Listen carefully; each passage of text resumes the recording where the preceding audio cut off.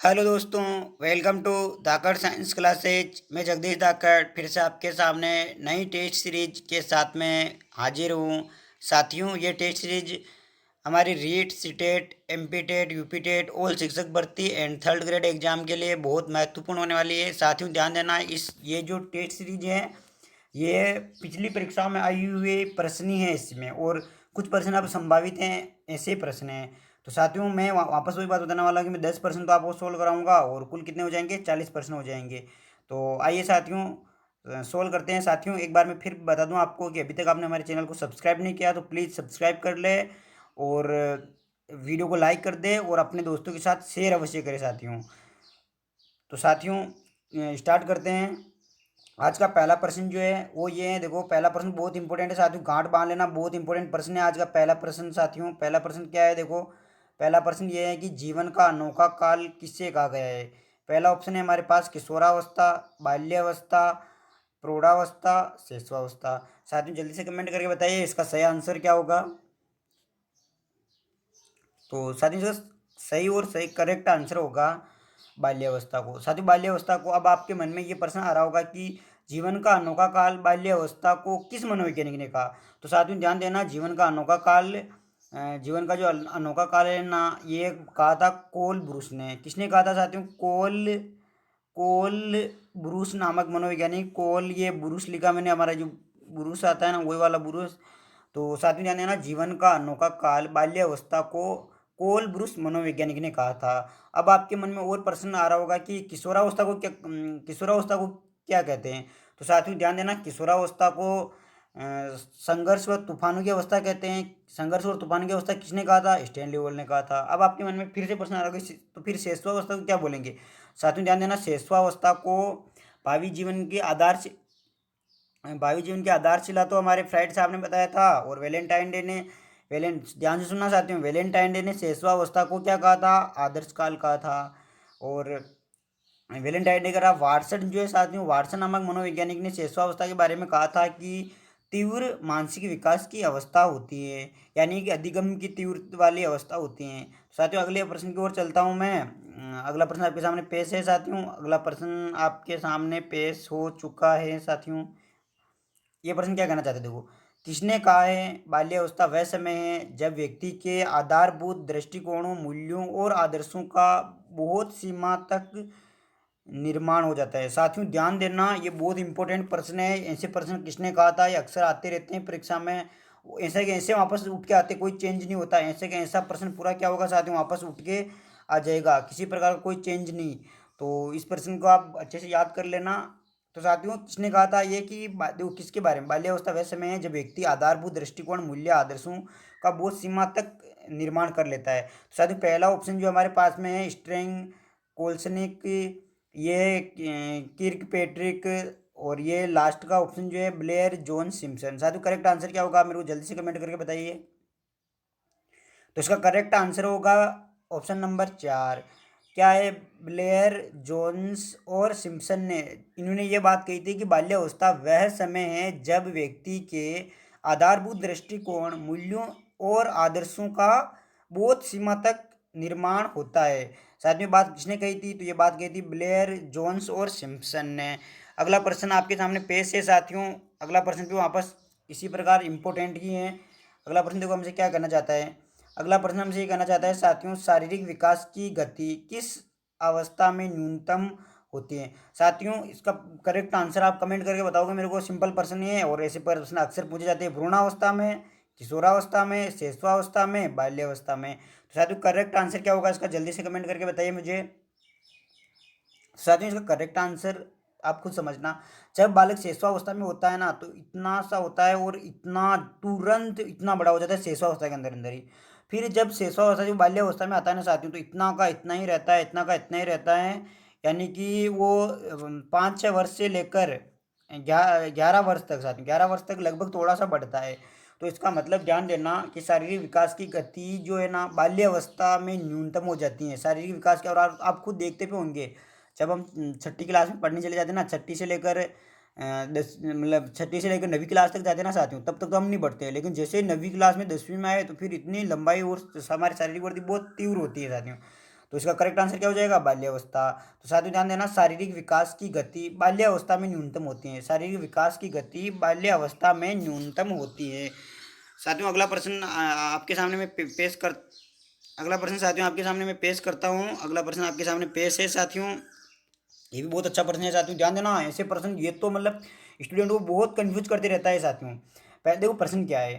प्रश्न ये है कि प्राथमिक स्तर की शिक्षा में होना चाहिए। कल मैंने प्रश्न आपको करवाया था कि प्राथमिक स्तर की शिक्षा होनी चाहिए, तो ध्यान देना। और ये प्रश्न अलग है, इसमें मैं लग गया, क्या लगा? प्राथमिक स्तर की शिक्षा में होना चाहिए। देखो पहला है सैद्धांतिक तथ्यों पर जोर, दूसरा है दूसरा है छात्र सक्रियता पर आधारित, भाषणों पर जोर, पाठ्य पुस्तक पर आधारित। तो साथियों आपका करेक्ट आंसर क्या है? जल्दी से कमेंट करके मुझे बताइए।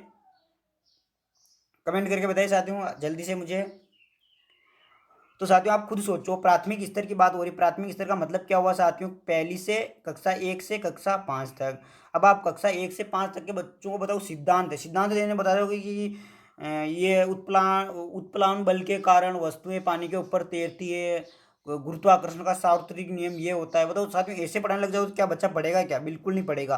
तो इसका मतलब क्या हो जाएगा साथियों? ऑप्शन नंबर पहला गलत। छात्र सक्रियता पर आधारित, तो बिल्कुल साथियों इसका करेक्ट और करेक्ट आंसर क्या होगा? छात्र जिसमें सक्रिय, सक्रिय का मतलब होता है छात्र उनमें रुचि ले सके, छात्रों को आनंद आए, छात्रों को मजा आए। मतलब कि जब हम क्लास में पढ़ा रहे हैं ना, तो बच्चा ऐसे बोरिंग महसूस नहीं हो कि सर मैं पानी पेशाब कर लूँ, या ऐसे कुछ बहाने नहीं बनाए बाहर जाने का। तो साथियों ऐसी शिक्षा होनी चाहिए। समझ में आ गया ना? भाषणों पर जोर देना ही नहीं है। और अगले प्रश्न की ओर चलता हूँ साथियों मैं। अगला प्रश्न आपके सामने पेश है। अगला प्रश्न आपके सामने आ चुका है साथियों। देखो अगला प्रश्न क्या करना चाहता है हमसे? प्रारंभिक स्तर की शिक्षा में महत्व देना चाहिए। साथियों ध्यान देना, ये प्रश्न कई बार आ चुका है साथियों, और ये प्रश्न तो स्टूडेंट में बहुत बड़ा भूकंप लेके आ जाता है साथियों। भूकंप इतना बड़ा आता है कि स्टूडेंट पूरी तरह से गिर सकता है साथियों, इसमें इतना बड़ा भूकंप आता है इसमें। तो साथियों इस प्रश्न को बहुत इंपॉर्टेंट लगा लेना। देखो प्रश्न क्या कहना चाहता है हमसे, प्रश्न बहुत इंपॉर्टेंट है साथियों, ध्यान देना। प्रश्न इतना इंपॉर्टेंट है, इतना सोच भी नहीं सकते हैं हम। प्रारंभिक स्तर है, प्रारंभिक साथियों ध्यान देना, प्रारंभिक स्तर की बात हो रही है। प्रारंभिक स्तर की शिक्षा में महत्व देना चाहिए। देखो समन्वय को, आर्थिक दशा दशा है साथियों, यहाँ पे दशा को, शैक्षिक पक्ष को, उक्त सभी को। साथियों भूकंप क्यों आया? क्योंकि ये ऑप्शन आ चुका है इसमें। देखो अपनी अपनी जगह सारे ऑप्शन सही होते हैं साथियों, लेकिन जो हमें बहुत सही होता है, करेक्ट होता है, यानी सबसे ज़्यादा सही होता है, उसको लगाना पड़ता है साथियों। तो इसका करेक्ट आंसर क्या होगा? आप कमेंट करके बताओ पहले तो मेरे को, फिर मैं इसका उत्तर बताता हूँ। तो साथियों ध्यान देना, इसका प्रारंभिक स्तर की शिक्षा में महत्व देना चाहिए समन्वय को। समन्वय का मतलब होता है साथियों एडजस्ट को, एडजस्ट का मतलब समायोजन को। साथियों ध्यान देना, प्राथमिक शिक्षा में यदि हम बालक को नींव यदि मजबूत होगी तो देखो मकान बिल्कुल मजबूत बनेगा। इसलिए प्राथमिक स्तर से हम उसमें समायोजन यानी एडजस्ट का गुण डेवलप कर देना साथियों, तो वो बड़े होकर क्या करेंगे, उनमें समायोजन का गुण बहुत ज़्यादा विकसित हो जाएंगे। बाकी ये सब ऑप्शन अपनी अपनी जगह सही है साथियों, लेकिन इसका करेक्ट आंसर क्या होगा? पहला समन्वय, समायोजन, एडजस्ट। अगले प्रश्न की ओर चलता हूँ साथियों में। अगला प्रश्न इतना इंपॉर्टेंट आ रहा है, इतना इंपॉर्टेंट आ रहा है, इतना इंपॉर्टेंट आ रहा है कि हम इसके बारे में सोचेंगे ना तो दिन भर सोचते रह जाएंगे। करके सीखना किस अवस्था के लिए उपयुक्त है? प्रश्न ये 3-4 तरह से पूछा जाता है साथियों, ध्यान देना। कैसे? करके सीखना किस अवस्था के लिए उपयुक्त माना जाता है? तो देखो करके सीखना पहला आ जाए शैशवावस्था के लिए, बाल्यावस्था के लिए, किशोरावस्था के लिए, उक्त सभी। सबसे भयानक ऑप्शन ये होता है साथियों, सबसे खतरनाक, सबसे भयानक, सबसे जहरीला ऑप्शन बोल सकते हैं हम इसे। तो साथियों हम ध्यान देना, इसका करेक्ट आंसर क्या होगा? पहले तो मैं आपको करेक्ट आंसर बता दूं। इसका करेक्ट आंसर होगा साथियों उक्त सभी। उक्त सभी इसका मतलब ये होगा कि करके सीखना जो है ना, शेषवावस्था, बाल्यावस्था, किशोरावस्था सभी के लिए ये उपयुक्त होता है, सभी के लिए यूजफुल होता है। तो अब ध्यान देना साथियों शेषवावस्था के लिए। शेषवावस्था के लिए क्या कि शेषवावस्था में भी यदि आप बालक को या तो आप किताब दे दो और किताब उसको पढ़ाते रहो, वो नहीं सीखेगा साथियों। या फिर आप क्या करो, देखो उसको सिखाना है तो आप उसको क्या की क्रिया करके बताओ कि देखो ऐसे करना है, ऐसे करना है, ऐसे, तो वो क्या करेगा? करके सीख जाएगा। बाल्यावस्था में भी ये होता है, किशोरावस्था में भी ये होता है। अब साथियों ध्यान देना है, करके सीखने की अवधारणा किसने दी थी? बहुत इंपॉर्टेंट सिद्धांत है साथियों, करके सीखने की जो अवधारणा दी किसने? देखो प्रश्न ऐसे पूछा जाता है कि करके सीखो। ये देखो पहला प्रश्न तो ये आ गया कि ये प्रश्न तो आ गया पहले एग्जाम में। अब क्या आएगा? देखो प्रश्न आ जाएगा कि करके सीखो किस सिद्धांत का को फॉलो करता है? तो साथियों ध्यान देना, करके सीखो ये सिद्धांत दिया था हमारे जॉन डीवी साहब ने। साथ में क्या बोल रहा हूँ, करके सीखो ये शब्द जो है ना किसने दिया था? जॉन डीवी ने दिया था। जॉन डीवी ने कौन सा सिद्धांत दिया था साथियों? जॉन डीवी ने दिया था सिद्धांत क्रियाशीलता का सिद्धांत। क्रियाशीलता के सिद्धांत में उन्होंने ये बताया था कि शिक्षण कार्य के दौरान एक शिक्षक को चाहिए कि वह अपने बालकों को ज़्यादा से ज़्यादा क्रियाशील रखे। जॉन डीवी ने इस संदर्भ में एक सिद्धांत दिया और उस सिद्धांत का नाम रखा है इन्होंने करके सीखो, लर्निंग बाय डूइंग, जिसका उद्देश्य भी बालक को क्रियाशील बनाए रखना ही था। तो साथियों ये प्रश्न बहुत इंपॉर्टेंट है कि देखो करके सीखना किसने दिया था? जॉन डीवी ने। सिद्धांत कौन सा था? क्रियाशीलता का सिद्धांत। क्या कहा था? कि बालक को अधिक से अधिक क्रिया करने का मौका दिया जाए। अगले प्रश्न की ओर चलते हैं साथियों। अगला प्रश्न आपके सामने पेश है और अगला प्रश्न इसी का भाई है साथियों। इसका मतलब ये है कि ये भी बहुत इंपॉर्टेंट प्रश्न है साथियों। ये प्रश्न की व्याख्या है ना, क्या कान खोल के सुन लेना, ये इतनी इंपॉर्टेंट है कि आपको डायरेक्ट प्रश्न सोल्व कर पाओगे आप इनसे। तो क्या है देखो, किंडरगार्टन शिक्षण पद्धति का विकास किया जाता है साथियों। ध्यान देना, किंडरगार्टन शिक्षण पद्धति है, एक बहुत फेमस पद्धति है। इसका विकास किया किसने किया, मतलब ये बताना है आपको। यहाँ पे मांटेसरी है, ये मांटेसरी, फ्रोबेल और आर्मस्ट्रॉन्ग और साथियों जॉन डीवी। देखो जॉन डीवी तो वापस आ गए साथियों। अब ध्यान देना, इसका करेक्ट आंसर क्या होगा पहले तो आप मेरे को कमेंट करके बता दो, तो मैं बता दूं आपको इसका करेक्ट, और करेक्ट आंसर होगा साथियों फ्रोबेल। क्या होगा? फ्रोबेल। किंडरगार्टन शिक्षण पद्धति जो है ना, किंडरगार्टन शिक्षण पद्धति के जनक, किंडरगार्टन शिक्षक पद्धति के प्रतिपादक, इसके जन्मदाता, इसके फादर, सब क्या है? ये फ्रोबेल है। साथियों समझ में आ गया ना चीज? तो अब आप सोच रहे होंगे साहब ये 4 ऑप्शन दे रखे, फ्रोबेल के अलावा 3 ऑप्शन है, इनका क्या? तो ध्यान देना साथियों, ये मांटेसरी जो है ना बहुत इंपॉर्टेंट है। ये एक मैडम है, मैडम मारिया मांटेसरी। उन्होंने साहचर्य विधि दी थी और साहचर्य विधि कई बार एग्जाम में पूछी जा चुकी है कि साहचर्य विधि के जनक कौन है? तो मैडम मारिया मांटेसरी। फिर साथियों ध्यान देना, ये आर्म स्ट्रोंग ये कौन है? ये साथियों ध्यान देना, इन्होंने कौन सी विधि दी थी? आर्म स्ट्रोंग ने ह्यूरिस्टिक विधि दी थी साथियों। ध्यान कई बार प्रश्न आ चुका है, ह्यूरिस्टिक विधि के जनक कौन थे? तो आर्म स्ट्रोंग। अब फिर आपके मन में प्रश्न उठ रहा होगा कि जॉन डीवी कौन है? साथियों ध्यान देना, जॉन डीवी जो है ना ये मनोवैज्ञानिक से संबंधित नहीं थे। ये ध्यान ना, एक ये ध्यान देना शिक्षा शास्त्र से संबंधित थे साथियों। ये पहली चीज तो ये क्लियर करना, एक बार प्रश्न आ गया निम्न में से कौन मनोवैज्ञानिक नहीं थे, तो जी जॉन डीवी साथियों मनोवैज्ञानिक नहीं थे ये।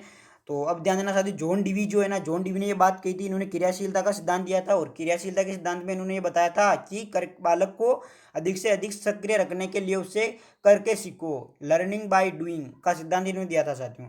अगले प्रश्न की ओर मैं चलता हूँ, आपके सामने अगला प्रश्न पेश होने जा रहा है साथियों। प्रश्न पेश है आपके सामने, जीवन का सबसे महत्वपूर्ण काल किससे कहा गया? साथियों बहुत इंपॉर्टेंट प्रश्न है, बहुत इंपॉर्टेंट प्रश्न है, गांठ बांध लो।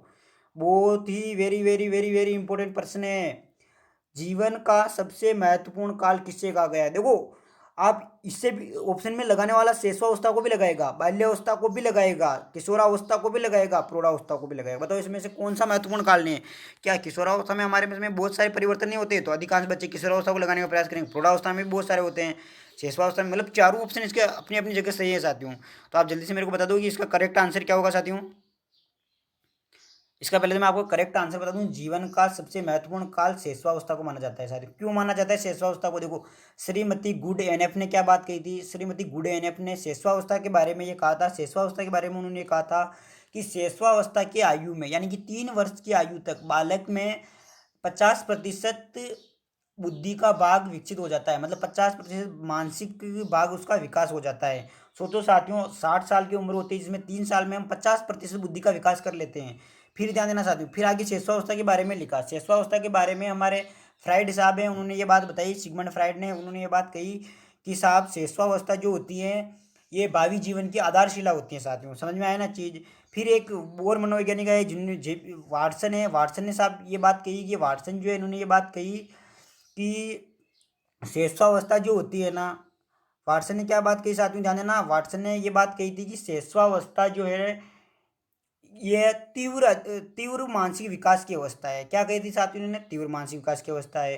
फिर आता है वैलेंटाइन डे। वैलेंटाइन डे ने क्या कहा शेषवावस्था के लिए? इन्होंने ये कहा कि ये आदर्श मतलब जीवन की आदर्श अवस्था है, आदर्श काल, जीवन का आदर्श काल है।